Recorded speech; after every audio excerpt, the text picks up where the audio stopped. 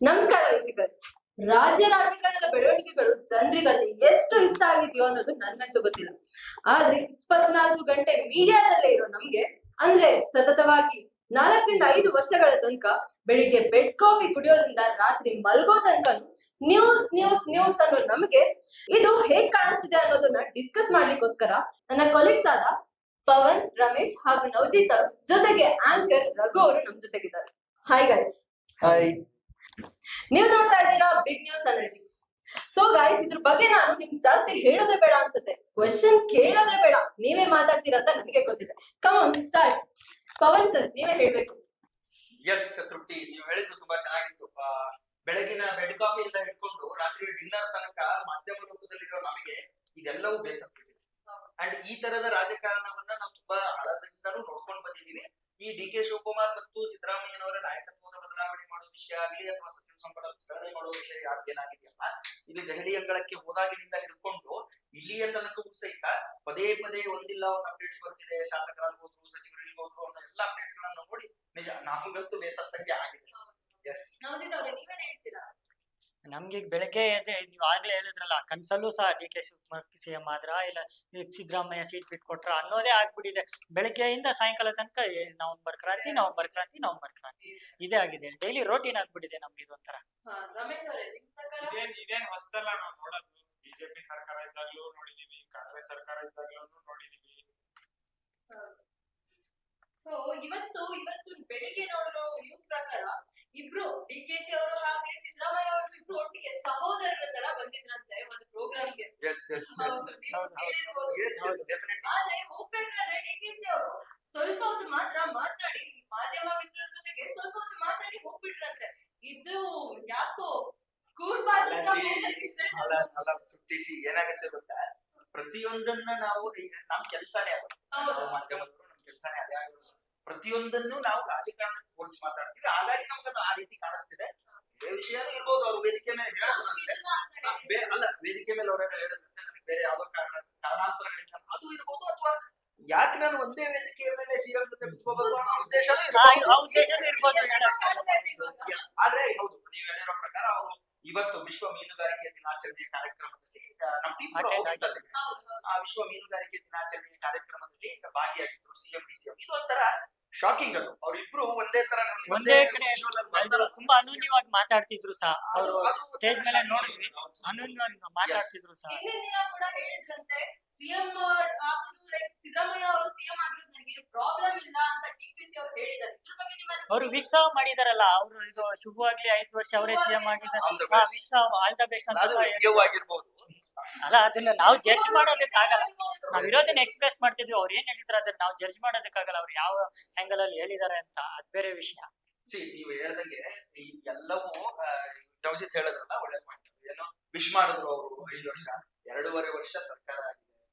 ಸಿದ್ದರಾಮಯ್ಯನವರು ಪದೇ ಪದೇ 17ನೇ ಬಜೆಟ್ ಮಂಡಿಸೋದು ನಾನೇ, 17ನೇ ಬಜೆಟ್ ನಾನೇ, ಜನರ ಅಪೇಕ್ಷೆ ಪಟ್ರೆ ಇನ್ನುಳಿದ ಎಲ್ಲ ಬಜೆಟ್ ಗಳನ್ನ ನಾನೇ ಮಂಡನೆ ಮಾಡ್ತೀನಿ ಅನ್ನೋ ಸಿದ್ದರಾಮಯ್ಯನವರ ಈ ಪ್ರತಿ ಬಾರಿ ಸಾರ್ವಜನಿಕವಾಗಿ ಹೇಳುವ ಈ ಕೂಗೇನಿದೆಯಲ್ಲ, ಇದು ಇದಕ್ಕೆ ಡಿ ಕೆ ಕೊಟ್ಟ ಪ್ರತ್ಯುತ್ತರವಾಗಿರಬಹುದೇ ಹೊರತು ಅದು ಅವ್ರ ಮನಸಾ ಇಚ್ಛೆ ಅವ್ರು ವಿಶ್ ಮಾಡಿದ್ರು ಅಂತ ನನಗೆ ಪರ್ಸನಲಿ ನನಗಂತೂ ಏನು ಅನ್ಸಲ್ಲ. ಇದೆಲ್ಲವನ್ನು ಪಕ್ಕಕ್ಕಿಟ್ರೆ ಇನ್ನೊಂದು ವಿಷಯ ನಡೆಯುತ್ತೆ. ವಿಪಕ್ಷ ನಾಯಕ ಅಶೋಕ್ ಅವರು ಇದೆಲ್ಲ ಒಂದ್ ಕಡೆ ನಡೀತಿದ್ರೆ ರೋಡಲ್ಲಿರೋ ಗುಂಡೆಗಳಿಗೆ ರಂಗೋಲಿ ಹಾಕೊಂಡು ಕುಂಟೆ ಬಿಲ್ಲೆ ಆಡ್ತಾರೆ. ಇದೊಂಥರ ಈಗ ತೇಜೋದಯ ರಾಜಕೀಯ ಆಗ್ಬಿಟ್ಟಿದೆ. ಈ ಕಡೆ ಸಿಎಂ ಕುರ್ಚಿಗೆ ಕಿತ್ತಾಟ ಈ ಕಡೆ ಆದ್ರೆ, ಇವ್ರು ಈ ಕಡೆ ಗುಂಡಿಗಳಿಗೆ ರಂಗೋಲಿ ಹಾಕಿ ಕುಂಟೆ ಬಿಲ್ಲೆ ಆಡ್ತಾ ಇದ್ದಾರೆ. ಜನಕ್ಕೆ ಯಾವ ತರ ಅನ್ಸ್ಬಿಟ್ಟಿದೆ ಅಂದ್ರೆ, ರಾಜಕೀಯದ ಮೇಲೆ ಜಿಗುಪ್ಸೆ ಬಂದ್ಬಿಟ್ಟಿದೆ. ಅವ್ರವ್ರ ಬೆಳೆಗಳು ಅವ್ರು ಬೇಯಿಸ್ಕೊತಾ ಇದಾರೆ. ನಮ್ಗೇನು ಉಪಯೋಗ? ಇವಾಗ ಯಾರು ಸಿಎಂ ಆದ್ರೇನು, ಈಗ ಡಿ ಕೆ ಶಿವಕುಮಾರ್ ಸಿಎಂ ಆದ್ರೇನು, ಸಿದ್ದರಾಮಯ್ಯ ಸಿಎಂ ಆದ್ರೇನು, ನಮ್ ಜೀವನ ಏನು ಚೇಂಜ್ ಆಗಲ್ಲ ಅಲ್ಲ, ನಮ್ದಿರೋ ರೋಟೀನ್ ಇರುತ್ತೆ ಅಂತ ಈಗ ಜನರಿಗೆ ಆತರ ಮೈಂಡ್ ಸೆಟ್ ಬಂದ್ಬಿಟ್ಟಿದೆ. ದಿನ ಬೆಳಿಗ್ಗೆ ಇದನ್ನ ಕೇಳಿ ಅವ್ರಿಗೂ ಬೇಸತ್ತು ಹೋಗಿದ್ದಾರೆ.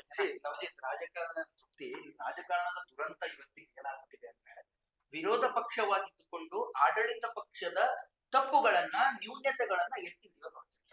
ವಿರೋಧ ಪಕ್ಷದ ನಾಯಕರಾಗಿ ಅಶೋಕ್ ಅವರ ಕೆಲಸ ತಪ್ಪನ್ನ ಎತ್ತಿ ಹಿಡಿಯೋದು ಅವ್ರ ಕೆಲಸ ಆಗಿರ್ಬೇಕು. ಬಟ್ ಅವರು ಆ ಕೆಲಸ ಬಿದ್ದಿರೋ ಗುಂಡಿಗಳು ತಪ್ಪೆ, ಸರ್ಕಾರದ ತಪ್ಪೆ, ಅದು ನ್ಯೂನ್ಯತೆ. ಆದ್ರೆ ಈಗೇನ್ ನಡೀತಿದೆ ಇವತ್ತಿನ ಕರೆಂಟ್ ಅಫೇರ್ಸ್ ಏನಿದೆ, ರಾಜ್ಯ ರಾಜಕಾರಣದಲ್ಲಿ ಸಿಎಂ ಕುರ್ಚಿನ ಸಚಿವ ಸಂಪುಟ ವಿಸ್ತರಣೆ ಆಗುತ್ತಾ ಅಥವಾ ಪುನರ್ರಚನೆ ಆಗುತ್ತಾ ಅನ್ನೋ ಕರೆಂಟ್ ಅಫೇರ್ಸ್ ಇದೆಯಲ್ಲ, ಇದನ್ನ ಬಿಜೆಪಿ ಯಾವ ರೀತಿ ಬಳಸ್ಕೋಬಹುದು ಇಟ್ಕೋಬಹುದು. ಇದನ್ನ ಬಿಜೆಪಿ ಬಳಸ್ಕೊಂಡು ಒಂದು ವಿರೋಧ ಪಕ್ಷವಾಗಿ ಜನರಲಿ ಯಾವ ಇಮೇಜ್ ಅನ್ನ ಸಿದ್ದರಾಮಯ್ಯ ಮತ್ತು ಡಿ ಕೆ ಶಿವಕುಮಾರ್ ಅವರಿಗೆ ಯಾವ ಇಮೇಜ್ ಅನ್ನ ಪೋರ್ಟ್ರೇ ಮಾಡಬೇಕು ಅನ್ನೋದು ವಿರೋಧ ಪಕ್ಷವಾಗಿ ಆಲೋಚನೆ ಮಾಡಬೇಕಾಗಿತ್ತು ಇವತ್ತಿಗೆ. ಅದು ಬಿಟ್ಟು ಅವ್ರು ಕುಂಟೆ ಬಿಲ್ಲೆ ಆಡ್ತಿದ್ದಾರೆ ಅವರು. ಇದಕ್ಕೆ ಬೇರೆ ಟೈಮ್ ಇತ್ತು. ಈಗ ಇದೇ ಸೇಮ್ ಅಲ್ಲ. ರಾಹುಲ್ ಗಾಂಧಿ ಮಾಡಿದ್ದೇನು, ರಾಹುಲ್ ಗಾಂಧಿ ಬಿಹಾರ ಚುನಾವಣೆ ಟೈಮಲ್ಲಿ ಮಾಡಿದ್ದೇನು, ಇದನ್ನೇ ಎಲೆಕ್ಷನ್ ನಡೀತಿತ್ತು. ಎಲೆಕ್ಷನ್ ಪ್ರಚಾರಕ್ಕೆ ಹೋಗೋದನ್ನ ಬಿಟ್ಟು ಎಲೆಕ್ಷನ್ ಕಮಿಷನ್ ಆಫ್ ಇಂಡಿಯಾದ ವೋಟ್ ಚೋರಿ ಅನ್ನೋ ಆರೋಪ, ವೋಟ್ ಚೋರಿ ಆರೋಪ ಅಫಿಡವಿಟ್ ಕೊಡದೆ, ಒಂದು ಕಂಪ್ಲೇಂಟ್ ಅನ್ನ ಕೊಡದೆ ವೋಟ್ ಚೋರಿ ಅನ್ನೋ ಆರೋಪ ಮಾಡ್ತಾರಲ್ಲ, ಇದಕ್ಕೆ ಬಿಹಾರ ಚುನಾವಣೆ ಹಿನ್ನಡೆ ಆಯ್ತು ಅನ್ನೋದು ಸ್ಪಷ್ಟ. ಇದೆಲ್ಲವೂ ತೆರೆದ ಪುಸ್ತಕ ಆಗಿದೆ. ನಾವು ನೀವು ಹೇಳಬೇಕಾಗಿಲ್ಲ. ಸೊ ಅದನ್ನ ವಿರೋಧ ಪಕ್ಷವಾಗಿ ನಾವು ಯಾವ ರೀತಿ ಈ ತರದ ನ್ಯೂನತೆಗಳನ್ನ ನಾವು ಯಾವ ರೀತಿ ಟರ್ನ್ ಮಾಡಬೇಕು ಅನ್ನೋದು ವಿರೋಧ ಪಕ್ಷ ನಾಯಕರಿಗೆ ತುಂಬಾ ಚೆನ್ನಾಗಿ ಗೊತ್ತಿರಬೇಕು. ಆದ್ರೆ ಅದು ದುರದೃಷ್ಟವಶಾತ್ ರಾಜಕಾರಣದ ನಮ್ಮ ರಾಜ್ಯದಲ್ಲಿ ವಿರೋಧ ಪಕ್ಷ ಈ ತರ ಇದ್ ಮಾಡ್ತಾ ಇದೆ. ಒಟ್ಟಾರೆ ಸಾರ್ವಜನಿಕರಿಗೆ ಏನ್ ಪೋಟ್ರೆ ಮಾಡ್ತಿದ್ದಾರೆ ಅವರು ಅನ್ನೋದ್ರ ಬಗ್ಗೆ ಡಿ ಕೆ ಶಿವಕುಮಾರ್ ಗೊತ್ತಾಗ್ತಿಲ್ಲ ಅಂಡ್ ಸಿದ್ದರಾಮಯ್ಯ ಅವ್ರಿಗೂ ಗೊತ್ತಾಗ್ತಿಲ್ಲ. ಹೌದು. ಸೊ ಇದ್ರ ಜೊತೆಗೆ ನವೆಂಬರ್ 20 ಅಂದ್ರೆ ಕಳೆದ 2 ದಿನಗಳ ಹಿಂದೆ ಕಾಂಗ್ರೆಸ್ 2.5 ವರ್ಷ ಆಯ್ತು. ಓಕೆನಾ, 2.5 ವರ್ಷ ಆದ್ಮೇಲೆ ಅದೇ ದಿನದಂದು 9 ಜನ ಶಾಸಕರು ಮತ್ತೆ ಜೊತೆಗೆ ಸಚಿವರು ಕೂಡ ಡೆಲ್ಲಿಗೆ ಹೋಗ್ತಾರೆ. ಅದಾದ್ಮೇಲೆ ಅದರ ಮರುದಿನಾನು 15 ಜನ ಶಾಸಕರು ಮತ್ತೆ ಸಚಿವರು ಕೂಡ ಅಲ್ಲಿಗೆ ಹೋಗ್ತಾರೆ. ಟೋಟಲ್ ಆಗಿ 24 ಜನ ಹೋಗ್ತಾರೆ.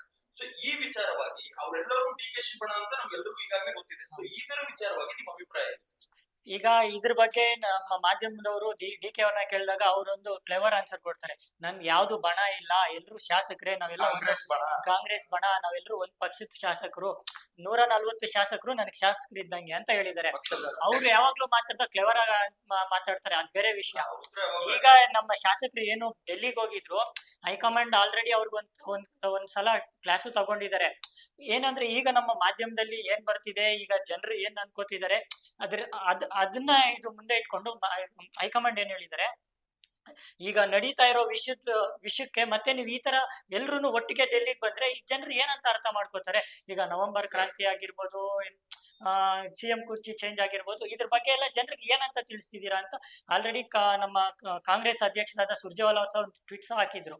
ಅದ್ರ ಮೇಲೂ ಸಹ ನಿನ್ನೆ ಡಿ ಕೆ ಶಿವಕುಮಾರ್ ಅವರು ಒಂದು ಸ್ಟೇಟ್ಮೆಂಟ್ ಕೊಟ್ಟಿದ್ದಾರೆ. ಅದು ಪವನ್ ಅವ್ರು ಹೇಳ್ತಾರೆ ಹೇಳಿ. ಇಲ್ಲ ರಘು, ಇದಕ್ಕೂ ಮುಂಚೆ ಕವರ್ ಮಾಡೋಕೆ ಮುಂಚೆ ರಘು, ನೀವು ಒಂದು ಮಾತು ಹೇಳಿದ್ರಿ, ಡಿ ಕೆ ಬಣ ಅಂತ ಮೇಲ್ನೋಟಕ್ಕೆ ಕಾಣಿಸಿದೆ, ಸಾರಾಸಗಟಾಗಿ ಎಲ್ರಿಗೂ ಗೊತ್ತಿದೆ ಅಂತ. ಇದನ್ನ ವಿಶ್ಲೇಷಣೆ ಮಾಡೋರಿಗೆ ಓದಿರೋರನ್ನ ಡಿ ಕೆ ಬಣ ಅಂತ ಗೊತ್ತಿದೆ. ಅಂಡ್ ಅವರೇ ಕೂತು ಇದು ರಾಮನಗರದ ಶಾಸಕರಾಗಿರ್ಬಹುದು, ಆಮೇಲೆ ಕೆಲವು ಶಾಸಕರು ಅವರೇ ಖುದ್ದು ಮೀಡಿಯಾಗಳಿಗೆ ಬೈಟ್ಸ್ ಕೊಟ್ಟಿದ್ದಾರೆ. ಡಿ ಕೆ ಶಿವಕುಮಾರ್ ಒಕ್ಕಲಿಗ ನಾಯಕ, ಒಕ್ಕಲಿಗ ನಾಯಕರ ಕಾರ್ಡ್ ಪ್ಲೇ ಮಾಡ್ತಿದ್ದಾರೆ, ಇದೆಲ್ಲವೂ ಖುದ್ದು ಹೇಳಿದಾಗ ಈ ಡೆಲ್ಲಿಗೆ ಹೋಗ್ಬಿಟ್ಟು ಈ ಸ್ಟೇಟ್ಮೆಂಟ್ ಗಳ ತಿರುಚುಗಳಿಂದ ಈ ದೋಸೆ ತಿರುವಾಗೋದು ರಾಜಕಾರಣಿಗಳಿಗೆ ತುಂಬಾ ಚೆನ್ನಾಗಿ. ಡೆಲ್ಲಿಗೆ ಹೋಗ್ತಾರೆ, ಡೆಲ್ಲಿಗೆ ಹೋಗಿ ಅದೇ ಬೈಟ್, ಅದೇ ವಾಹಿನಿಯ ಅದೇ ಕ್ಯಾಮರಾಮನ್ ಹೋಗಿ ಅಲ್ಲಿ ಬೈಟ್ ಹಿಡಿದ್ರೆ ಇವ್ರಿಗೆ ಬರೋ ಉತ್ತರ ಇರ್ತಾರೆ. ಇವ್ರ ಉತ್ತರ ತುಂಬಾ ಏನ್ ನಮ್ಮ ಪರ್ಸನಲ್ ಕೆಲಸನೇ ಇರ್ಬಾರ್ದು, ನಮಗೆ ಪಕ್ಷದ ಕೆಲಸನೇ ಇರ್ಬಾರ್ದು, ನಮ್ಮ ಕ್ಷೇತ್ರದ ಕೆಲಸ. ಸರ್ ನಾವು ಮಾಧ್ಯಮದವರು ಹೌದು, ನಾವು ವಿಶ್ಲೇಷಣೆ ಮಾಡ್ತೀವಿ ಹೌದು, ಆದ್ರೆ ಕಾಕತಾಳೀಯ ಅನ್ನುವಂತೆ 9 ಜನ ರಾಜ್ಯದ ಶಾಸಕರಿಗೆ ಅದು ಬೇರೆ ಬೇರೆ ಒಟ್ಟಿಗೆನೆ ಇದು ಅಭಿವೃದ್ಧಿ ಕೆಲಸ ಹೈಕಮಾಂಡ್ ಮಾಡಿ ಕೆಲಸ ಇದ್ ಮಾಡ್ಕೋಬೇಕು ಅಲ್ಲ. ಕೋಇನ್ಸಿಡೆಂಟಲಿ 9 ಜನರ ಟಿಕೆಟ್ ಒಂದೇ ವಿಮಾನಕ್ಕೆ ಬುಕ್ ಆಗುತ್ತೆ. ಇದೆಲ್ಲವೂ ಕಾಕತಾಳೀಯ ಅಲ್ಲ, ಇದೆಲ್ಲವೂ ಪ್ರೀ ಪ್ಲಾನ್. ನೀವು ಹೇಳಿದಂಗೆ ಡಿ ಕೆ ಬಣದ ಎಸ್ ಹೌದು. ಅಂಡ್ ನೀವು ಹೇಳಿದ್ರಿ ಒಂದು ಸ್ಟೇಟ್ಮೆಂಟ್, ಡಿ ಕೆ ಶಿವಕುಮಾರ್ ಅವರ ಸ್ಟೇಟ್ಮೆಂಟ್ ಅಂತ. ಡಿ ಕೆ ಶಿವಕುಮಾರ್ ಇವ್ರು ಹೇಳಿದಂಗೆ ನಾವು ಹೇಳಿದಂಗೆ ತುಂಬಾ ಕ್ಲೆವರ್ ಆಗಿ ಮಾತಾಡ್ತಾರೆ. ಡಿ ಕೆ ಶಿವಕುಮಾರ್ ಬಣ ಒಂದು ಕಡೆ ನೋಡೋದಾದ್ರೆ ಇನ್ನೊಂದು ಒಂದ್ ಲೈನ್ ಹಾಕಿದ್ವಿ, ಡಿ ಕೆ ಶಿವಕುಮಾರ್ ಬಣ ಮತ್ತು ಸಿದ್ದರಾಮಯ್ಯ ಬಣ. ಆ ಬಣದ ರಾಜಕೀಯ ಏನಿದೆ ನಡೀತಿದೆ, ಇವ್ರು ಹೇಳ್ತಾರೆ ಕಾಂಗ್ರೆಸ್ ಬಣ ಇದೆ, ನಮ್ಮ ಬಣ ಇಲ್ಲ, A+B=C ಅಂತ ತೋರ್ಸ್ಕೊಳಕ್ ಹೋಗ್ತಿದ್ದಾರೆ. ಅದೆಲ್ಲ A+B is A+B ಓನ್ಲಿ, ಅದು ಸಿ ಆಗ ಕೊಟ್ಟಿಲ್ಲ ಅದು. ಆದ್ರೆ ಇವ್ರು ಎರಡು ಬಣಕ್ಕೆ ಒಂದು ಲೈನ್ ಹಾಕೊಂಡು ನೋಡಿದ್ರೆ ನೀವು, ಸಿದ್ದರಾಮಯ್ಯನವರು ದೆಹಲಿಗೆ ತೆರಳಿ ಮಲ್ಲಿಕಾರ್ಜುನ ಖರ್ಗೆ ಅವರನ್ನ ಭೇಟಿ ಮಾಡಿದ್ರು, ರಾಹುಲ್ ಗಾಂಧಿ ಅವರ ಜೊತೆ ಸಮಾಲೋಚನೆ ಮಾಡಿದ್ರು, ಎಲ್ಲವೂ ಮಾಡ್ಕೊಂಡು ಬಂದ ಮೇಲೆ ನಿನ್ನೆ 20ನೇ ತಾರೀಕು ಚಾಮರಾಜನಗರದಲ್ಲಿ ಅವರು ಸ್ಟೇಟ್ಮೆಂಟ್ ಕೊಟ್ಟಿದ್ದನ್ನ ಬಿಟ್ರೆ ಅದಕ್ಕೂ ಮುಂಚೆ ಎಲ್ಲಿಯೂ ಸಾರ್ವಜನಿಕವಾಗಿ ಸಿದ್ದರಾಮಯ್ಯನವರಾಗ್ಲಿ ಅವರ ಬಣವಾಗ್ಲಿ ಸಾರ್ವಜನಿಕವಾಗಿ ಎಲ್ಲೂ ಅವರು ಬಹಿರಂಗಪಡಿಸಿಲ್ಲ. ನಮ್ಮ ಹೈಕಮಾಂಡ್ ಜೊತೆ ನಾವು ಏನ್ ಮಾತಾಡ್ತೀವಿ. ಆದ್ರೆ ಡಿ ಕೆ ಶಿವಕುಮಾರ್ ಮತ್ತು ಡಿ ಕೆ ಶಿವಕುಮಾರ್ ಅವರ ಬಣ ತುಂಬಾ ಕ್ಲೆವರ್ ಆಗಿ ಎಲ್ಲವನ್ನ ಹ್ಯಾಂಡಲ್ ಮಾಡ್ತಾರೆ. ಅದೇ ಇದ್ರ ಜೊತೆ ಸಿದ್ದರಾಮಯ್ಯನವರು ನಮ್ಮ ನಾಯಕ, ಹೈಕಮಾಂಡ್ ಏನ್ ಹೇಳುತ್ತೆ ಅದೇ, ಸಿದ್ದರಾಮಯ್ಯನವರೇ ನಮ್ಮ ನಾಯಕ, ಅವರೇ ನಮ್ಮ ಸಿಎಂ ಅಂತ ಡಿ ಕೆ ಶಿವಕುಮಾರ್ ತುಂಬಾ ಕ್ಲೆವರ್ ಆಗಿ ಅಂಡರ್ಲೈನ್ ಮಾಡಿ ಪದೇ ಆಲ್ ದ ಬೆಸ್ಟ್ ಸಿದ್ದರಾಮಯ್ಯ ಅನ್ನೋರಾಗಿರ್ಲಿ, ಸಿದ್ದರಾಮಯ್ಯನವರು 5 ವರ್ಷ ಆಡಳಿತ ಮಾಡಿದ್ರೆ ನಾನು ಅವ್ರ ಕೆಳಗೆ ಕೆಲಸ ಮಾಡ್ತೀನಿ ಅನ್ನೋರಾಗಿರ್ಲಿ. ಹೌದು, ಕಾಂಗ್ರೆಸ್ ಒಂದೇ ಅಲ್ಲ, ಬಿಜೆಪಿ ಕೂಡ.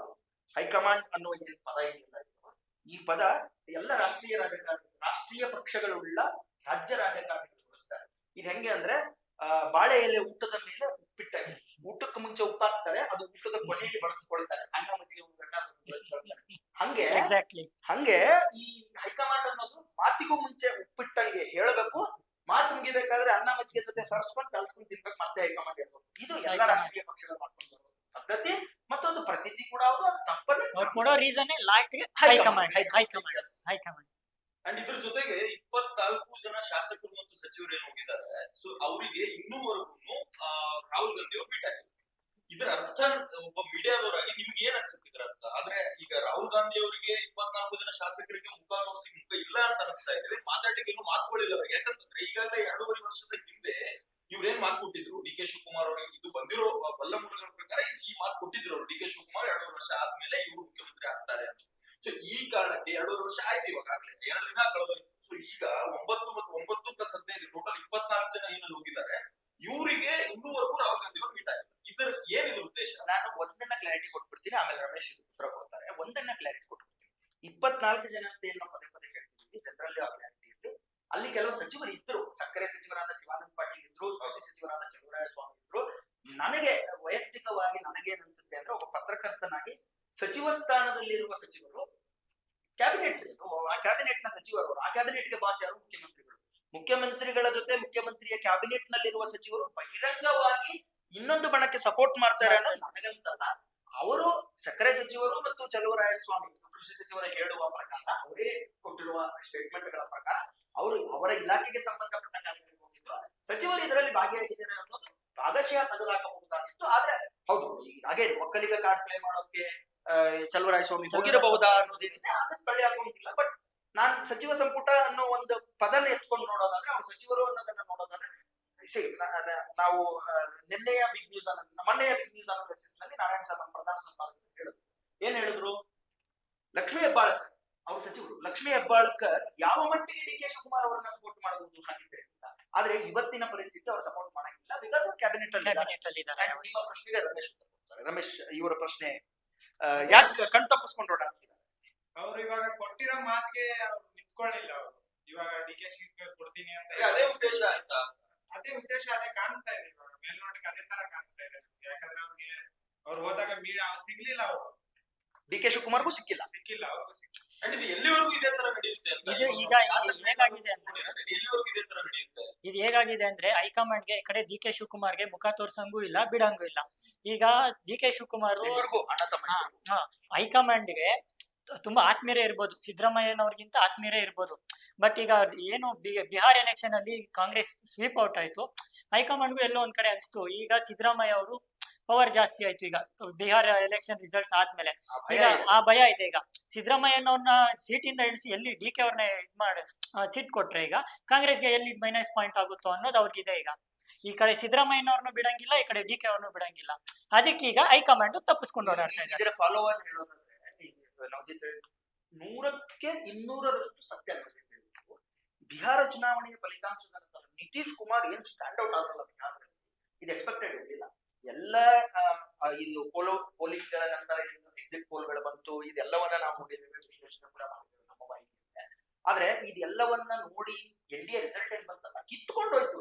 ಬಟ್ ಯಾರು ಈ ಮಟ್ಟಿನ ರಿಸಲ್ಟ್ ನ ಯಾರು ಎಕ್ಸ್ಪೆಕ್ಟ್ ಮಾಡಿಲ್ಲ. ಇದಾದ್ಮೇಲೆ ಸಿದ್ದರಾಮಯ್ಯನವರಿಗೆ ಬಿಹಾರದ ಚುನಾವಣೆ ರಿಸಲ್ಟ್ ಸ್ಕ್ರೀನ್ ಮೇಲೆ ಬರ್ತಿದ್ರೆ ಸಿದ್ದರಾಮಯ್ಯನವರು ಕುಳಿತಲ್ಲೇ ಮುಗುಳು ನಗೆಯಿತ್ತು. ರೀಸನ್ ಬಿಹೈಂಡ್, ಸಿದ್ದರಾಮಯ್ಯನವರನ್ನ ನೀವು ನಾಯಕತ್ವದಿಂದ ಇಳಿಸಬೇಕು ಅಂದ್ರೆ ನಿಮಗೆ ತೋಚುವ ಮೊದಲ ರೀಸನ್ ಏನ್ ಕೊಡಬಹುದು ಕಾಂಗ್ರೆಸ್ ಹೈಕಮಾಂಡ್? ಏನು? ವಯಸ್ಸಿನ ಕೊಡಲೇ ಇಲ್ವಲ್ಲ ಸರ್. ಅದೇ ವಯಸ್ಸಿನವರೇ ನಿತೀಶ್ ಕುಮಾರ್ ಈಗ 10ನೇ ಬಾರಿ ಸಿಎಂ ಆಗಿದಾರಲ್ಲ, ಈಗ ಸಪೋರ್ಟ್ ಮಾಡೋದು. ಹಾಗಾಗಿ ಸಿದ್ದರಾಮಯ್ಯನವರ ಆ ಮುಗುಳು ನಗೆ ಇತ್ತಲ್ಲ, ಅದು ಕಾಂಗ್ರೆಸ್ಗೆ ಗೊತ್ತಾಗಿದೆ. ಅಂಡ್ ಸಿದ್ದರಾಮಯ್ಯ, ನಾನು ಪದೇ ಹೇಳ್ತೀನಿ, Siddaramaiah is a mass leader. ಸಿದ್ದರಾಮಯ್ಯನವರಂತ ಲೀಡರ್ ಹಿಂದೆ ಇದ್ರು, ಇಲ್ಲ ಅಂತಲ್ಲ. ಆದ್ರೆ ಇವತ್ತಿನ ರಾಜಕಾರಣದಲ್ಲಿ ನೋಡೋದಾದ್ರೆ, ಅದು ಕಾಂಗ್ರೆಸ್ ಅಲ್ಲಿ ನೋಡೋದು ಆದ್ರೆ ಅವರು ಪವರ್ಫುಲ್ ಲೀಡರ್. ಬಿಜೆಪಿ ಸೌತ್ ಅಲ್ಲಿ ಈಸ್ ದ ಸ್ಟ್ರಾಂಗೆಸ್ಟ್ ಲೀಡರ್. ಈಗ ಒಂದರ ಮಟ್ಟಿಗೆ JDS ನಲ್ಲಿ ಕುಮಾರಸ್ವಾಮಿ ಅವರನ್ನ ಮಾಸ್ ಲೀಡರ್ ಆಗಿರ್ಲಿಕ್ಕಿಲ್ಲ. ಒಂದಷ್ಟು ಓಲೈಕೆ ರಾಜಕಾರಣ ಇರಬಹುದು, ಅದನ್ನ ಹೊರತುಪಡಿಸಿದ್ರೆ Kumaraswamy is a leader, he has a followers. ಅದನ್ನ ಬಿಟ್ಟು ನೀವು ಇವತ್ತಿನ ರಾಜಕಾರಣದ ಬಿಜೆಪಿ ಮತ್ತು ಕಾಂಗ್ರೆಸ್ ಅನ್ನು ನೋಡೋದಾದ್ರೆ, Siddaramaiah has a mass following throughout Karnataka. ಇದೆ ಮಾಸ್ ಫಾಲೋವಿಂಗ್ ಒಂದು. ಎರಡನೇದೇನಿದೆಯಲ್ಲ, ಸಿದ್ದರಾಮಯ್ಯನವರು ಚಾಣಾಕ್ಷ ರಾಜಕಾರಣಿ, ಒಬ್ಬ ಒಳ್ಳೆ ಮುಖ್ಯಮಂತ್ರಿ, ಒಳ್ಳೆ ಆಡಳಿತ ಕೊಟ್ಟಿರೋ ಮುಖ್ಯಮಂತ್ರಿ. ಈ ಬಾರಿ 2023 ಏನಾಯ್ತು, ಈ ಯೋಜನೆಗಳು, ಈ ಪಂಚವಾರ್ಷಿಕ ಗ್ಯಾರಂಟಿ ಯೋಜನೆಗಳು, ಅದರಿಂದ ಕೆಲವು ಹಿನ್ನಡೆಗಳನ್ನ ಪಡೆದ್ರೆ ಹೊರತು, but he is a very good politician. ಅಂತ ಒಬ್ಬ ರಾಜಕಾರಣಿಯನ್ನ ಕೆಳಗಿಳಿರಿ ಅಂತ ಹೇಳಿಬೇಕಾದ್ರೆ ಕಾಂಗ್ರೆಸ್ ಹೈಕಮಾಂಡ್ ರೀಸನ್ ಇಲ್ಲ. ಅದಕ್ಕೋಸ್ಕರ ರಾಹುಲ್ ಗಾಂಧಿ ಅವರು ಡಿ ಕೆ ಶಿವಕುಮಾರ್ ಅವರಿಗೆ ಕಟ್ಟಪ್ಪಿಸ್ಕೊಂಡು ಓಡಾಡ್ತಿದ್ದಾರೆ ಅನ್ನೋದು ಮೇಲ್ನೋಟಕ್ಕೆ ಕಾಣಿಸುತ್ತೆ. ಯಾಕಂದ್ರೆ ಅವತ್ತು 2023 ನಾಯಕತ್ವದ ಏನಾಗಿತ್ತಲ್ಲ, ಡಿಸ್ಕಷನ್ಸ್ ಏನಿತ್ತು ಆಗ ಅವರು ತಗೊಂಡಿದ್ದ ಸ್ಟ್ಯಾಂಡ್ ಅದನ್ನ ಈಗ ಅವರು ಫುಲ್ಫಿಲ್ ಮಾಡೋದಕ್ಕೆ ಅವ್ರಿಗೆಲ್ಲ ಆಗ್ತಿಲ್ಲ. ಒಳಗಿರುತ್ತೆ ಎಲ್ಲರೂ. C ultimately Rahul Gandhi human being, ನಾವೆಲ್ಲರೂ ಹ್ಯೂಮನ್ ಬೀಯಿಂಗ್. ನಮ್ಮೊಳಗೆ ಒಂದು ಇರುತ್ತೆ. ಆ ನಮ್ಮೊಳಗಿರುವುದು ರಾಹುಲ್ ಗಾಂಧಿಗೆ ಪದೇ ಪದೇ ಅಡ್ಡಿ ಆಗ್ತಿದೆ. ಡಿ ಕೆ ಸುರೇಶ್ ಮತ್ತು ಡಿ ಕೆ ಶಿವಕುಮಾರ್ ಅನ್ನ ಬಿಟ್ಟಾಗೋದಕ್ಕೆ. ಡಿ ಕೆ ಸುರೇಶ್ ಅಗೇನ್ ಇವ್ರು ಹೇಳಿದ್ರು ಅಣ್ಣ ತಮ್ಮ ತುಂಬಾ ಪ್ರಬಲವಾಗಿ ನಿಂತಿದ್ದಾರೆ ಅಂತ. ಡಿ ಕೆ ಸುರೇಶ್ ಅಗೇನ್ ನಾನು ಹೇಳ್ತೀನಿ, ಡಿ ಕೆ ಸುರೇಶ್ ಮತ್ತು ಡಿ ಕೆ ಶಿವಕುಮಾರ್ ಈ ತರದ ಅಣ್ಣ ತಮ್ಮ ಈ ಭ್ರಾತೃತ್ವ ಏನಿದೆಯಲ್ಲ, ಇದನ್ನ ನಾನಷ್ಟು ರಾಜಕಾರಣ ಒಬ್ಬರನ್ನೊಬ್ರು ಎಲ್ಲೂ ಬಿಟ್ಕೊಡಲ್ಲ. ಅವತ್ತು 2020 ಗೋ ಬ್ಯಾಕ್ ಟು 2023 ಎಲೆಕ್ಷನ್ ಅವತ್ತೇನಾಯ್ತಲ್ಲ, ಅವತ್ತಿನ ಡಿಸ್ಕಷನ್ ನಲ್ಲಿ ಡಿ ಕೆ ಶಿವಕುಮಾರ್ ಅವರಿಗೆ ಕನ್ವಿನ್ಸ್ ಮಾಡಕ್ಕೆ ರಾಷ್ಟ್ರಪತಿ ಕರೆಸಿರ್ತಾರೆ. ರಾಹುಲ್ ಗಾಂಧಿ ಅವರು, ಸೋನಿಯಾ ಗಾಂಧಿ, ಪ್ರಿಯಾಂಕಾ ಗಾಂಧಿ ಫೇಸ್ ಟೈಮ್ ಅಲ್ಲಿ ಇರ್ತಾರೆ, ವಿಡಿಯೋ ಕಾಲ್ ಇರ್ತಾರೆ. ಅವತ್ತು ಕೂಡ ಏನಾಗಿತ್ತು, ಅವತ್ತಾಗಿದ್ದು ಇದೆ, ಡಿ ಕೆ ಶಿವಕುಮಾರ್ ಅವರಿಗೆ ಒಂದರ ಮಟ್ಟಿಗೆ ಕನ್ವಿನ್ಸ್ ಮಾಡ್ಬಿಡ್ತಾರೆ. ಒಂದಷ್ಟು ಇನ್ನೇನ್ 90% ಡಿ ಕೆ ಶಿವಕುಮಾರ್ ಕನ್ವಿನ್ಸ್ ಆಗ್ಬಿಡ್ತಾರೆ. 2.5 ವರ್ಷ ಆದ್ಮೇಲೆ ನೋಡೋಣ ಅನ್ನೋ ಮಾತಿಗೆ ಕನ್ವಿನ್ಸ್ ಆಗ್ತಾರೆ ಅನ್ನೋ ಮಾತುಗಳಿದೆ. ಯಾವುದು ಪ್ರಬಲ ಮೂಲಗಳಿಂದ ಕನ್ಫರ್ಮ್ ಆಗಿದೆ ಹೊರತು ಪ್ರಬಲ ಮೂಲಗಳಿಂದ ಅಲ್ಲ. ಆದ್ರೆ ಅವತ್ತಿಗೆ ಡಿ ಕೆ ಶಿವಕುಮಾರ್ ರಾಹುಲ್ ಗಾಂಧಿಗೆ ನೀವು ನನ್ನ ಕನ್ವಿನ್ಸ್ ಮಾಡ್ತಿದ್ದೀರಾ, ನೀವು ಹೇಳೋದನ್ನ ನಾನು ಒಪ್ಕೊಳ್ಳೋಕೆ ರೆಡಿ ಇದ್ದೀನಿ, ಆದ್ರೆ ನನ್ನ ತಮ್ಮನಿಗೆ ತುಂಬಾ ಪ್ರಬಲವಾಗಿ ನಾನು ಸಿಎಂ ಆಗ್ಬೇಕು ಅನ್ನೋ ಕೂಗಿರೋದು ನನ್ನ ತಮ್ಮನಿಗೆ. ನನ್ನ ತಮ್ಮ ಹೊರಗಡೆ ಕಾಯ್ತಿದ್ದಾನೆ, ಕರೆದುಬಿಟ್ಟು ಡಿ ಕೆ ಸುರೇಶ್ ಕನ್ವಿನ್ಸ್ ಮಾಡಿ ಅನ್ನೋ ಮಟ್ಟಿಗೆ ಡಿ ಕೆ ಸುರೇಶ್ ಈ ಡಿಸ್ಕಷನ್ ಅಲ್ಲಿ ಇನ್ವಾಲ್ವ್ ಆಗಿದ್ದಾರೆ. ಅದಕ್ಕೆ ಅಲ್ವಾ ಅವ್ರ ದೇವಿಗೆ ಡಿ ಕೆ ಶಿವಕುಮಾರ್ ಜೊತೆ ಮಾತಾಡೋ ಪ್ರಯತ್ನ ಮಾಡಿದ್ರು ರಾಹುಲ್ ಗಾಂಧಿ ಅವರು. ಈಗ ಏನು ನಮ್ಮ ನವೆಂಬರ್ ಕ್ರಾಂತಿ ಅಂತ ಒಂದು ವಾರದಿಂದ ಸ್ಟಾರ್ಟ್ ಆಯ್ತು. 2 ಸ್ಟೇಟ್ಮೆಂಟ್ ಕೊಡ್ತಾರೆ. ಡಿ ಕೆ ಸುರೇಶ್ ನ ಕೇಳಿದಾಗ ಅವರು, ಇದು ನಮ್ಮ ಪತ್ರಕರ್ತರು ಪ್ರಶ್ನೆ ಕೇಳಿದಾಗ ಏನ್ ಹೇಳ್ತಾರೆ, ಸಿದ್ದರಾಮಯ್ಯ ಅವರು ಎಷ್ಟು ದಿನ ಮುಖ್ಯಮಂತ್ರಿ ಆಗಿರ್ತಾರೋ ಅಷ್ಟು ದಿನ ಅವರೇ ಮುಖ್ಯಮಂತ್ರಿ. ಅಂದ್ರೆ ನನಗೆ ಅದೃಷ್ಟ ಇದ್ರೆ ಮುಖ್ಯಮಂತ್ರಿ ಆಗ್ತಾರೆ. ಇದು ಒಂಥರ ಅಡ್ಗೋಡೆ ಮೇಲೆ ದೀಪ ಇಟ್ಟಂಗೆ ಮಾತಾಡ್ತಾರೆ. ಈ ಕಡೆ ಈ ಕಡೆನೂ ಇಲ್ಲ ಆ ಕಡೆನೂ ಇಲ್ಲ ಅನ್ನೋ ತರ. ಮತ್ತೆ ನಿನ್ನೆ ಇಲ್ಲ ಮೊನ್ನೆ ಇನ್ನೊಂದು ಸ್ಟೇಟ್ಮೆಂಟ್ ಕೊಡ್ತಾರೆ, ಸಿದ್ದರಾಮಯ್ಯ ಅವರು ಕೊಟ್ಟ ಮಾತಿಗೆ ಯಾವತ್ತೂ ತಪ್ಪವರಲ್ಲ, ಕೊಟ್ಟ ಮಾತಿನಂತೆ ನಡ್ಕೋತಾರೆ, ಮುಂದಕ್ಕೂ ನಡ್ಕೋತಾರೆ ಅನ್ನೋ ವಿಶ್ವಾಸ ಇದೆ ಅಂತ ಅದನ್ನು ಸಹ ಹೇಳ್ತಾರೆ. ಅದೇ ಈಗ ಹೇಳಿದ್ನಲ್ಲ, ಸೇಮ್ ಇದೇ ತರನೇ ಅಡ್ಗೋಡೆ ಮೇಲೆ ದೀಪ ಇಡೋ ತರನೇ ಮಾತಾಡ್ತಾರೆ. ಅಣ್ಣ ತಮ್ಮ ಎಲ್ಲೂ ಬಿಟ್ಕೊಡಲ್ಲ. ಯಾರು? ಸಿದ್ದರಾಮಯ್ಯ ಸಿದ್ದರಾಮಯ್ಯನವರು ಕೊಟ್ಟಿರೋ ಮಾತಿಗೆ ಅಗೇನ್ ಸಿದ್ದರಾಮಯ್ಯನವರು ಮತ್ತು ಸಿದ್ದರಾಮಯ್ಯನವರ ಬಣ ಹೇಳೋದು, ಮಾತು ಕೊಟ್ಟಿದ್ಯಾರಿಗೆ? D K Shivakumar. ಇದು ಯಾವುದರ ಪ್ರಸ್ತಾಪ ಸಿದ್ದರಾಮಯ್ಯನವರ ಹತ್ರ ಇದೆಯಾ? ಸಿದ್ದರಾಮಯ್ಯನವರು ಮತ್ತು ಅವರ ಆಪ್ತ ಬಣ ಹೇಳೋದು ಇಲ್ಲ. ನಮ್ಮ ಹತ್ರ ಇದು ಯಾವ್ದು ಬಂದಿಲ್ಲ. ಅಧಿಕೃತವಾಗಿ ಹೈಕಮಾಂಡ್ ಯಾರು ಅಂತ ಹೇಳಿಲ್ಲ. ಅಲ್ಲ, ಇದು ಯಾವ್ದು ಹೇಳೋ ಪ್ರಶ್ನೆ ಇಲ್ಲ. ಮುಖ್ಯಮಂತ್ರಿಗಳ ಆಯ್ಕೆ ಆಗೋದು ಹೇಗೆ? ಸಂವಿಧಾನಾತ್ಮಕವಾಗಿ, ಕಾನೂನಾತ್ಮಕವಾಗಿ ಮುಖ್ಯಮಂತ್ರಿಗಳ ಆಯ್ಕೆ ನಡೆಯೋದು ಹೇಗೆ? ಶಾಸಕಾಂಗ ಪಕ್ಷದ ನಾಯಕರು ಮುಖ್ಯಮಂತ್ರಿಗಳ ಶಾಸಕಾಂಗ ಪಕ್ಷದ ನಾಯಕರು. ಇಟ್ಸ್ ಕ್ಲಿಯರ್ ದಟ್ ಸಿದ್ದರಾಮಯ್ಯ ಇವತ್ತಿಗೆ. ಮುಂದಿನ ದಿನಮಾನಗಳಲ್ಲಿ ಏನಾಗುತ್ತೆ ಅನ್ನೋದು ಗೊತ್ತಿಲ್ಲ. ಬಟ್ ಇವತ್ತಿಗೆ ಸಿದ್ದರಾಮಯ್ಯನವರು ಅದನ್ನ ಅಧಿಕೃತವಾಗಿ ಹೇಗೆ ಹೇಳಕ್ಕಾಗುತ್ತೆ? ನೀವು ಬ್ಲಾಕ್ ಅಂಡ್ ವೈಟ್ ಅಲ್ಲಿ ನನಗೆ ಬರೆದು ಸೀಲ್ ಹಾಕಿ ಸೈನ್ ಮಾಡಿ ಕೊಡಿ ಅನ್ನೋದಕ್ಕೆ ಇದು ಯಾವುದು ಸಂವಿಧಾನಾತ್ಮಕವಾಗಿ ಇರೋದಿಲ್ಲ. ಅಕಸ್ಮಾತ್ ಬೈ ಚಾನ್ಸ್ ಇದೊಂದು ಕೂಗಿತ್ತು, ಡಿ ಕೆ ಶಿವಕುಮಾರ್ ಒಂದು 4 ಬೇಡಿಕೆ ಇಟ್ಟಿದ್ದಾರೆ ಅಂತ, ಅದರಲ್ಲಿ ಇದು ಒಂದು ಕೂಗಿತ್ತು. ಲೆಟ್ಸ್ ಸೇ ಬೈ ಚಾನ್ಸ್ ಬರೆದು ರಾಹುಲ್ ಗಾಂಧಿ ಅವರ ಲೆಟರ್ ಅಲ್ಲಿ ಬರೆದು ಸೀಲ್ ಹಾಕಿ ರಾಹುಲ್ ಗಾಂಧಿ ಸೈನ್ ಮಾಡಿ ಕೊಟ್ಟರು, ಇದು ಸಂವಿಧಾನಾತ್ಮಕವಾಗಿ ಆ ಪೇಪರ್ ಒಂದು ಶೀಟ್ ಆಫ್ ಪೇಪರ್ ಆಗುತ್ತೆ ಹೊರತು ಯಾವುದೇ ಡಾಕ್ಯುಮೆಂಟ್ ಆಗಲ್ಲ. ಹೌದು, ಬಿಕಾಸ್ ಸಂವಿಧಾನ ಇದನ್ನು ಯಾವುದನ್ನು ಒಪ್ಕೊಳ್ಳಲ್ಲ. ಸಂವಿಧಾನದ ಪ್ರಕಾರ ಬಹುಮತದಿಂದ ಆಯ್ಕೆ ಆಗ್ಬೇಕು, ಬಹುಮತದಿಂದ ಚುನಾವಣೆಯಲ್ಲಿ ಆರಿಸಬೇಕು. ಆ ಚುನಾವಣೆಯಲ್ಲಿ ಬಹುಮತವಾಗಿ ಆರಿಸಿ ಬಂದ ಪಕ್ಷದ ಶಾಸಕಾಂಗ ಪಕ್ಷದ ಮೀಟಿಂಗ್ ಆಗ್ಬೇಕು. ಆ ಮೀಟಿಂಗ್ ನಲ್ಲಿ ಆಯ್ಕೆಯಾಗುವ ನಾಯಕನನ್ನ ಗವರ್ನರ್ ಕರೀತಾರೆ. ಗವರ್ನರ್ ಅವರನ್ನ ರಿಕ್ವೆಸ್ಟ್ ಮಾಡ್ತಾರೆ ಸರ್ಕಾರ ಮಾಡೋದಕ್ಕೆ. ಆ ಲೆಟರ್ ತಗೊಂಡ್ಬಂದು ಸರ್ಕಾರ ಮಾಡಿದೀವಿ ಅಂತ ಗವರ್ನರ್ಗೆ ಹೋಗಿ ಆ ಸಿಎಂ ಕ್ಯಾಂಡಿಡೇಟ್ ಕೊಡಬೇಕು. ಅಲ್ಲಿಗೆ ಗವರ್ನರ್ ಏನು ಮಾಡ್ತಾರೆ, ಅಲ್ಲ ಬೋಧನೆ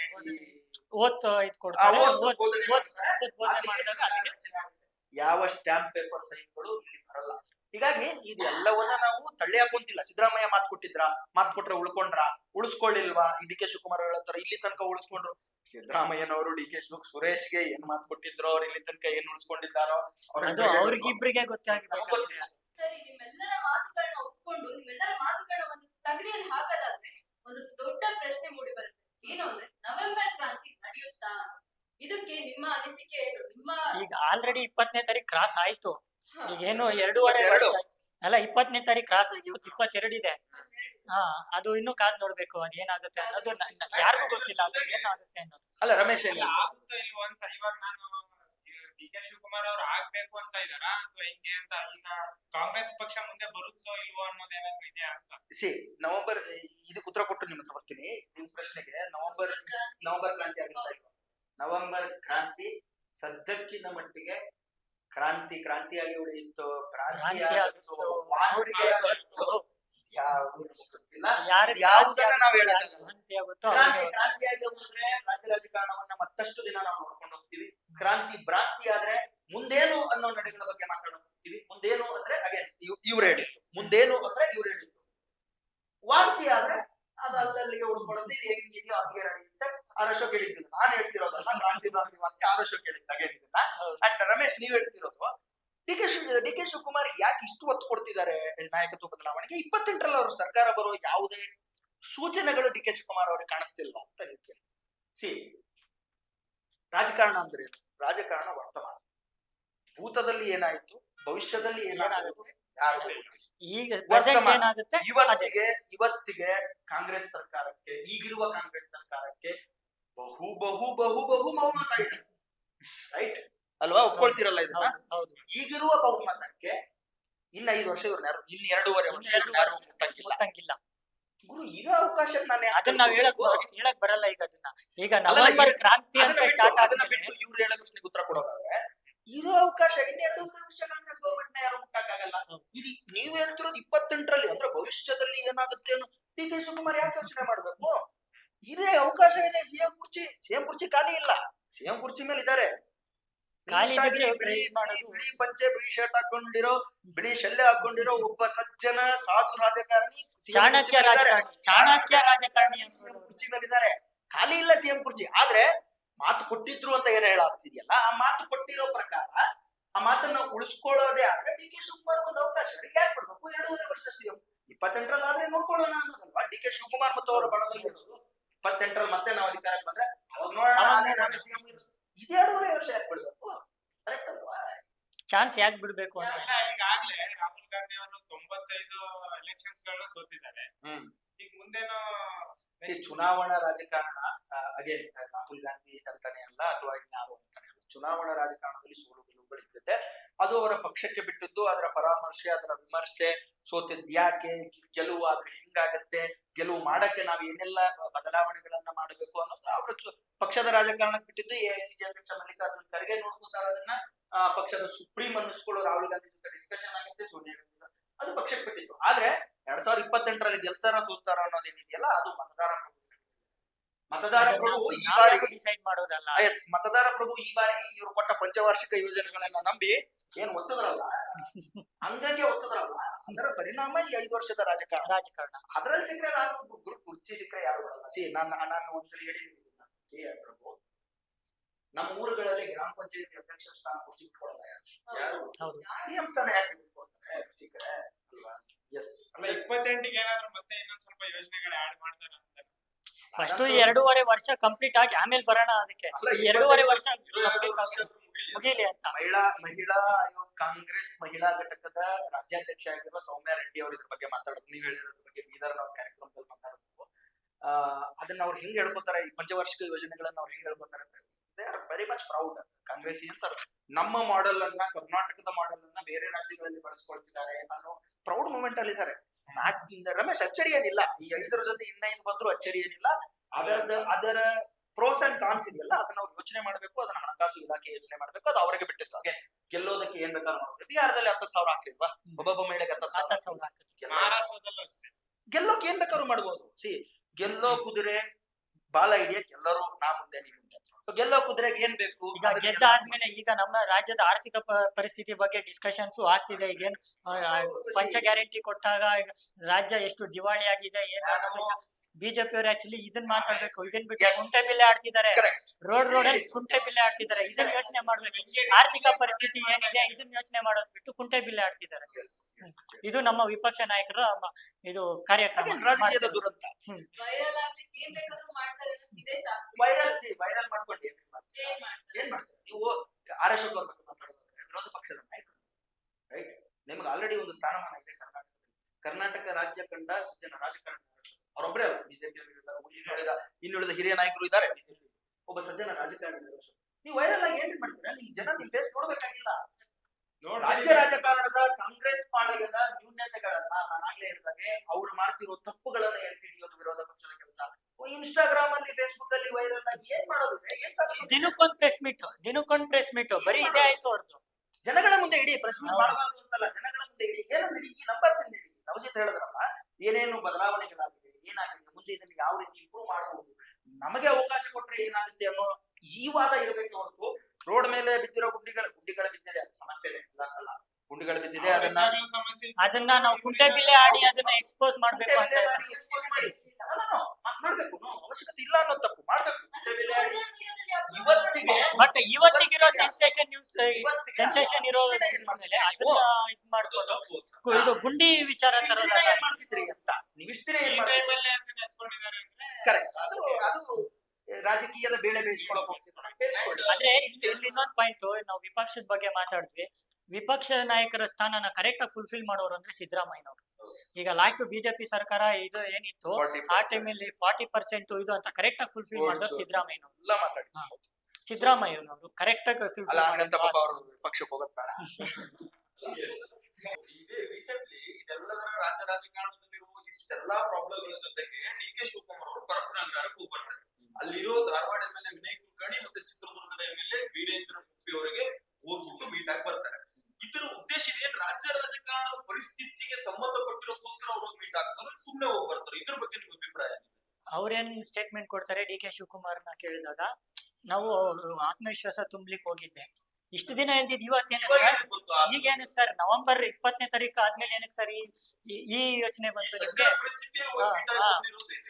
ಈಗ ನಮ್ಮ ಬಂದಿರೋ ಮೂಲಗಳ ಪ್ರಕಾರ ಏನು, ಈಗ ಏನು ಇಬ್ರು MLA-ಗಳು ಜೈಲಲ್ಲಿ ಇದ್ದಾರೆ, ಅವರ ಇದು ವಿಶ್ವಾಸ ಗಳಿಸ್ಕೊಳ್ಳೋದಕ್ಕೆ ಹೋಗಿದ್ದಾರೆ ಅಂತಾನು ಹೇಳ್ಬೋದು. ಈಗ ಏನು, ಈಗ ಡಿ ಕೆ ಹೇಳ್ಬೋದು ಅಲ್ಲ. ನೋಡ್ಕೊಳಕ್ಕೆ ವಿಚಾರಿಸಕ್ ಹೋಗಿದ್ರೆ ಅವತ್ತೇ ಸಪೋರ್ಟಿಂಗ್ ಹೌದು, ಸಪೋರ್ಟಿಂಗ್ ಹ್ಯಾಂಡ್ ಖಂಡಿತ. ಡಿ ಕೆ ಶಿವಕುಮಾರ್ ಹೌದು, ಅವನೇನೇ ಹೇಳಿದ್ದು, ನೀವು ಹೇಳಿದ್ರಲ್ಲ, ಡಿ ಕೆ ಶಿವಕುಮಾರ್ ಒಬ್ಬ ಉಪಮುಖ್ಯಮಂತ್ರಿಯಾಗಿ ಮಾತ್ರ ನೋಡ್ಬೇಡಿ, ಅವ್ರಿಗೆ ಗೆಲ್ಲಿಸ್ತಾರೆ. ಅವ್ರು ಕೆಪಿಸಿಸಿ ಅಧ್ಯಕ್ಷರು. ಒಬ್ಬ ಉಪಮುಖ್ಯಮಂತ್ರಿ ನಾಯಕತ್ವ ಬದಲಾವಣೆಗೆ ಪೈಪೋಟಿಯಲ್ಲಿರುವ ಅಗ್ರ ನಾಯಕ, ಇದೆಲ್ಲವನ್ನು ಪಕ್ಷಕ್ಕೆ ನೋಡೋದಾದ್ರೆ ಅವ್ರ ಹೇಳೋ ಪ್ರಕಾರ ನಾನು ಕೆಪಿಸಿಸಿ ಅಧ್ಯಕ್ಷ, ನನಗೆ ಕಾಂಗ್ರೆಸ್ ಪಕ್ಷದ ಎಲ್ಲ ಶಾಸಕರು ನನಗೆ ಶಾಸಕರೇ, ನಾನು ಅವರ ಕುಶಲೋಪರಿ ನೋಡೋಕೆ ಹೋಗಿದ್ದೆ. ಬಟ್ ರಾಜ್ಯದ ಜನರ ಪ್ರಶ್ನೆ ಏನಂದ್ರೆ, ಒಬ್ಬ ಇವತ್ತೇ ಉಪಮುಖ್ಯಮಂತ್ರಿಯಾಗಿ ಒಬ್ಬ ಉಪಮುಖ್ಯಮಂತ್ರಿಯಾಗಿ ಕುಶಲೋಪರಿ ಯೋಚಿಸೋಕೆ, ಹಣ್ಣು ಹಂಪಲು ಕೊಟ್ಟು ಬರಕ್ಕೆ, ಬಾಳೆಹಣ್ಣು ಸೇಬು ಹಣ್ಣು ಹಂಚಿ ಬರಕ್ಕೆ ಇದು ಸಮಯ. ಇವತ್ತು ಏನ್ ನಡೀತಿದೆ?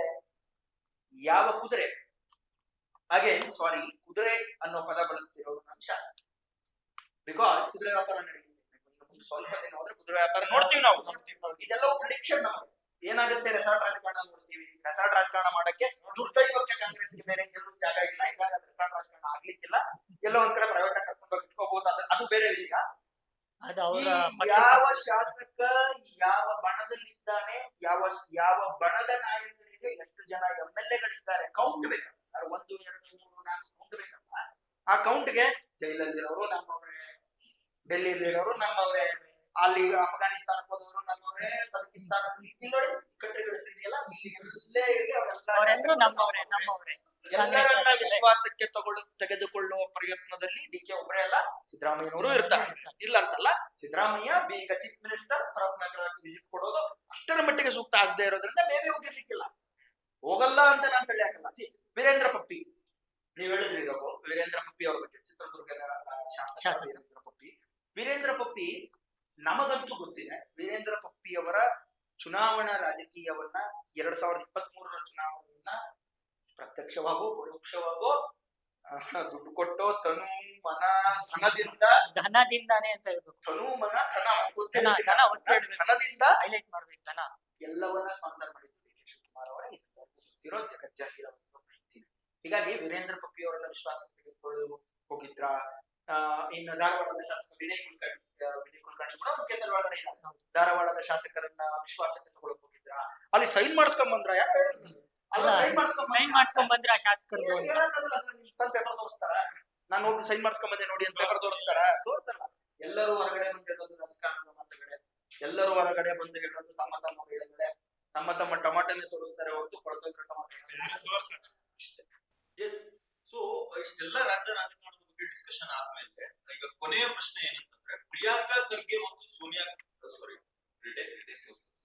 ಸೊ ಇಷ್ಟೆಲ್ಲ ರಾಜ್ಯ ರಾಜಕಾರಣದ ಬಗ್ಗೆ ಡಿಸ್ಕಷನ್ ಆದ್ಮೇಲೆ ಕೊನೆಯ ಪ್ರಶ್ನೆ ಏನಂತಂದ್ರೆ, ಈಗ ಸೋನಿಯಾ ಗಾಂಧಿ ಅವರು ಮತ್ತೆ ಪ್ರಿಯಾಂಕಾ ಗಾಂಧಿ ಅವರು ಇಬ್ಬರು ಡಿ ಕೆ ಶಿವಕುಮಾರ್ ಕೊಟ್ಟಿರೋ ಮಾತಿಗೆ ಈಗ ರಾಹುಲ್ ಗಾಂಧಿ ಅವರ ಪರಿಸ್ಥಿತಿ ಹೇಗಿದೆ, ಅಂಡ್ ಅದ್ರ ಜೊತೆಗೆ ಎಐಸಿಸಿ ಅಧ್ಯಕ್ಷರಾಗಿರ್ತಕ್ಕಂಥ ಮಲ್ಲಿಕಾರ್ಜುನ್ ಖರ್ಗೆ ಅವರ ಪರಿಸ್ಥಿತಿ, ಇವರಿಬ್ಬರ ಹೈಕಮಾಂಡ್ ಪರಿಸ್ಥಿತಿ ಸದ್ಯಕ್ಕೆ ಯಾವ ತರ ಇದೆ, ಈಗ ಮುಂದೆ ಯಾವ ತರ ಬದಲಾವಣೆಗೊಳ್ಳುತ್ತೆ ಅನ್ನೋದ್ರ ಬಗ್ಗೆ ನಿಮ್ಮ ಅಭಿಪ್ರಾಯ? ಈಗ ನೀವ್ ಹೇಳಿದ ಪ್ರಶ್ನೆ ಕರೆಕ್ಟ್, ಚೆನ್ನಾಗಿ ಕೇಳಿದ್ರ.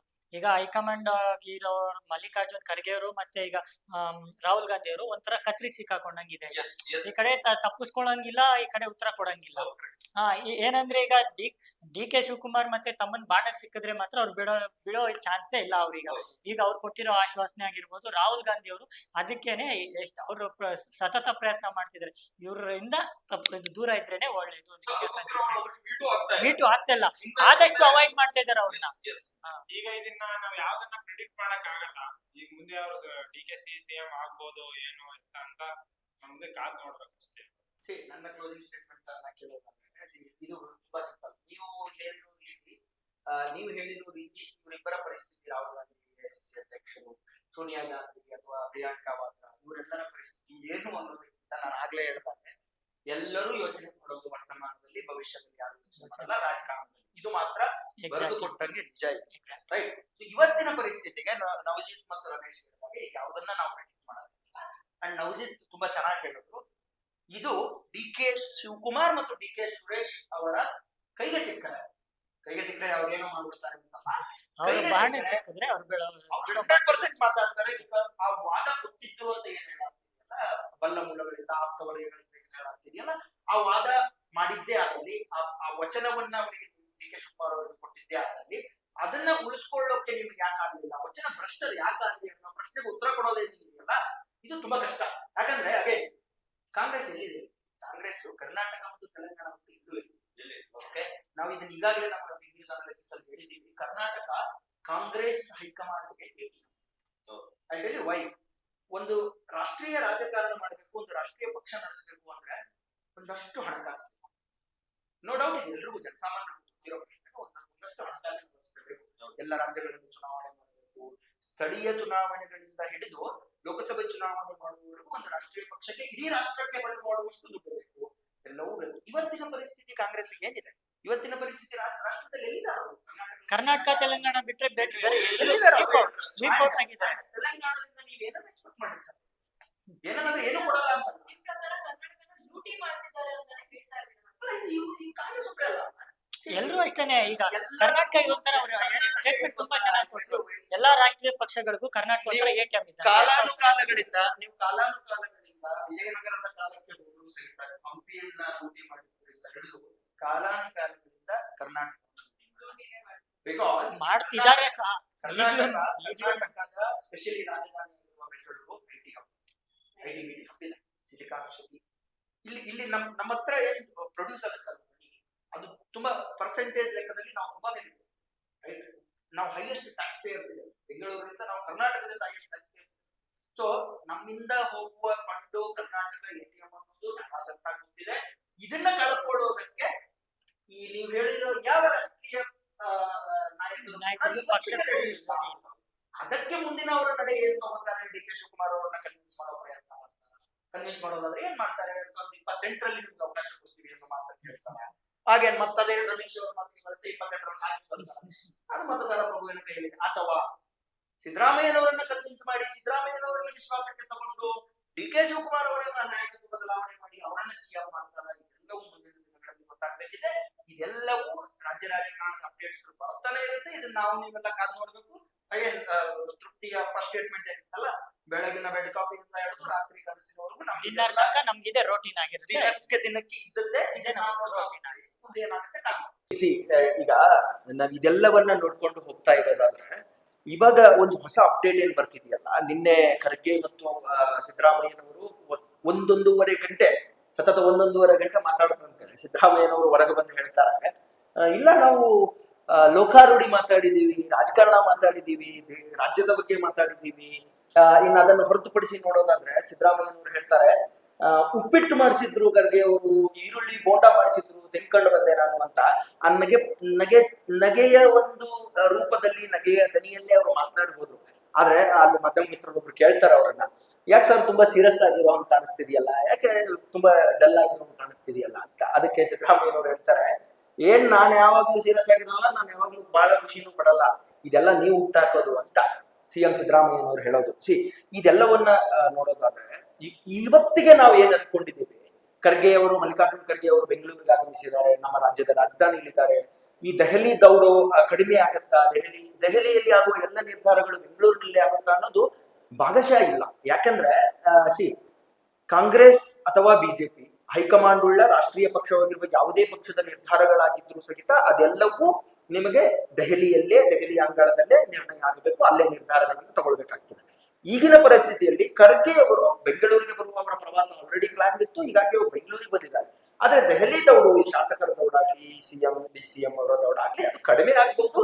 ಒಂದು ಸುತ್ತಿನ ಮಾತುಕತೆ ಸಿಎಂ ಅವ್ರ ಜೊತೆ ಆಗಿದೆ, ಇನ್ನು ಡಿ.ಕೆ ಶಿವಕುಮಾರ್ ಜೊತೆ ಕೂಡ ಮಲ್ಲಿಕಾರ್ಜುನ್ ಖರ್ಗೆ ಮಾಡಬಹುದು. ಆದ್ರೆ ಪಕ್ಷದ ಶಾಸಕರಾಗ್ಲಿ, ಸಚಿವರಾಗ್ಲಿ, ಎಐಸಿಸಿ ಅಧ್ಯಕ್ಷರು ಬಂದಿದ್ದಾರೆ ಊರಿಗೆ ಅಂದಾಗ ಹೋಗಿ ಭೇಟಿ ಮಾಡೋದು, ಆ ತರಹದ ಘಟನೆಗಳು ನಡೀಬಹುದೇ ಹೊರತು, ಆದ್ರೆ ಎಲ್ಲವೂ ಬೆಂಗಳೂರಿನಲ್ಲಿ ನಿರ್ಧಾರ ಆಗ್ಬಿಡುತ್ತೆ, ಬೆಂಗಳೂರಿನಲ್ಲೇ ಎಲ್ಲ ನಿರ್ಣಯಕ್ಕೆ ಬಂದು ಫೈನಲ್ ಆಗ್ಬಿಡುತ್ತೆ ಅನ್ನೋದನ್ನ ನಾನಂತೂ ತಳ್ಳಿ ಹಾಕ್ತೇನೆ. ಯಾಕಂದ್ರೆ ಅಗೇನ್ ಎಲ್ಲ ಮಾಹಿತಿಗಳನ್ನ ಮಲ್ಲಿಕಾರ್ಜುನ್ ಖರ್ಗೆ ಅವರು ಒಂದು ವರದಿಯ ರೀತಿಯಲ್ಲಿ ರೆಡಿ ಮಾಡಿಕೊಂಡು ಈ ಎರಡೂ ಬಣದ ಮಾತನ್ನಾಗ್ಲಿ, ಇಬ್ಬರು ನಾಯಕರ ಮಾತುಗಳನ್ನಾಗ್ಲಿ, ಮತ್ತೆ ಇವರು ರಾಹುಲ್ ಗಾಂಧಿ ಅವರ ಹತ್ರ ತಗೊಂಡೋಗಿ, ಸೋನಿಯಾ ಗಾಂಧಿ ಅವರ ಹತ್ರ ದೆಹಲಿ ಅಂಗಳಕ್ಕೆ ತಗೊಂಡೋಗಿ ಅಲ್ಲಿ ಡಿಸ್ಕಸ್ ಮಾಡಿ ಇನ್ನೊಂದು ಸುತ್ತಿನ ಮಾತುಕತೆಗಾಗಿ ಮೇ ಬಿ ಡಿ.ಕೆ ಶಿವಕುಮಾರ್ ಮತ್ತು ಸಿದ್ದರಾಮಯ್ಯರನ್ನ ದೆಹಲಿ ಕರೆಸಲಾಗತ್ತಾ, ಅಲ್ಲಿ ಏನ್ ಕನ್ವಿನ್ಸ್ ಮಾಡೋ ಪ್ರಯತ್ನ ನಡೆಯುತ್ತಾ, ಅಲ್ಲಿ ಏನಾಗುತ್ತೆ ಅನ್ನೋದನ್ನ ಕಾದ್ ನೋಡ್ಬೇಕಿದೆ. ಅಗೇನ್ ಯಾಕಂದ್ರೆ ರಾಹುಲ್ ಗಾಂಧಿ ಈಗ ಇಲ್ಲ, ಭಾರತದಲ್ಲಿ ರಾಹುಲ್ ಗಾಂಧಿ ಇಲ್ಲ, ವಿದೇಶಕ್ಕೆ ತೆರಳಿದ್ದಾರೆ. ನವೆಂಬರ್ 26ರ ನಂತರ ಅವರು ಮರಳಿ ಭಾರತಕ್ಕೆ ಬರ್ತಾರೆ ಅನ್ನೋ ಮಾಹಿತಿಗಳಿದೆ. ಸೊ ಅಲ್ಲಿಯವರೆಗೂ ಖರ್ಗೆ ಅವರು ಇಲ್ಲೇ ಇದ್ದುಕೊಂಡು ಈ ಎರಡು ಬಣದ ಮುಖಂಡರನ್ನಾಗ್ಲಿ, ಶಾಸಕರನ್ನಾಗ್ಲಿ, ಸಚಿವರನ್ನಾಗ್ಲಿ ಭೇಟಿಯಾಗುವ ಪ್ರಯತ್ನ ಮಾಡಿ, ಇಬ್ಬರು ನಾಯಕರನ್ನ ಭೇಟಿ ಮಾಡಿ ಒಂದು ವರದಿ ರೂಪದಲ್ಲಿ ರೆಡಿ ಮಾಡಿಕೊಂಡು ಕಾಂಗ್ರೆಸ್ನ ಸುಪ್ರೀಂ ಹತ್ರ ತಗೊಂಡೋಗಿ ಅಲ್ಲಿ ಒಂದು ಸುತ್ತಿನ ಮಾತುಕತೆ ಮಾಡಿ ಮುಂದಿನ ನಿರ್ಧಾರಕ್ಕೆ ಬರ್ತಾರೆ ಅನ್ನೋದಂತೂ ಡೆಫಿನೆಟ್ಲಿ ಆ ಒಂದು ಫುಲ್ ಸ್ಟಾಪ್ ಅನ್ನ ಇಡದೆ ಒಂದು ಕಾಮ ಕೊಡೋದಕ್ಕಂತೂ ಇವತ್ತಿನ ಘಟನೆಗಳು, ಇವತ್ತು ನಡೀತಿರೋ ಎಲ್ಲ ಬೆಳವಣಿಗೆಗಳು ಮೂಲ ಆಗ್ತವೆ. ಅದನ್ನ ಹೊರತುಪಡಿಸಿ ನೋಡೋದಾದ್ರೆ ಎಲ್ಲವೂ ಬೆಂಗಳೂರಿನಲ್ಲಿ ರಾಜ್ಯದ ರಾಜಧಾನಿಯಲ್ಲಿ ಆಗುತ್ತೆ ಅನ್ನೋದು ಭಾಗಶಃ ಸುಳ್ಳು. ಅಂಡ್ ಅದನ್ನ ನಾನಂತೂ ಒಪ್ಕೊಳ್ಳಕ್ ರೆಡಿ ಇಲ್ಲ. ಸೊ ರಾಜ್ಯ ರಾಜಕಾರಣದ ಬಗ್ಗೆ ನಮ್ಮ ವೀಕ್ಷಕರಿಗೆ ತಿಳಿಸ್ಕೊಡಕ್ಕೆ ನಿಮ್ಗೆಲ್ರಿಗೂ ಧನ್ಯವಾದಗಳನ್ನ ತಿಳಿಸ್ತಾ ಇದಾಗಿ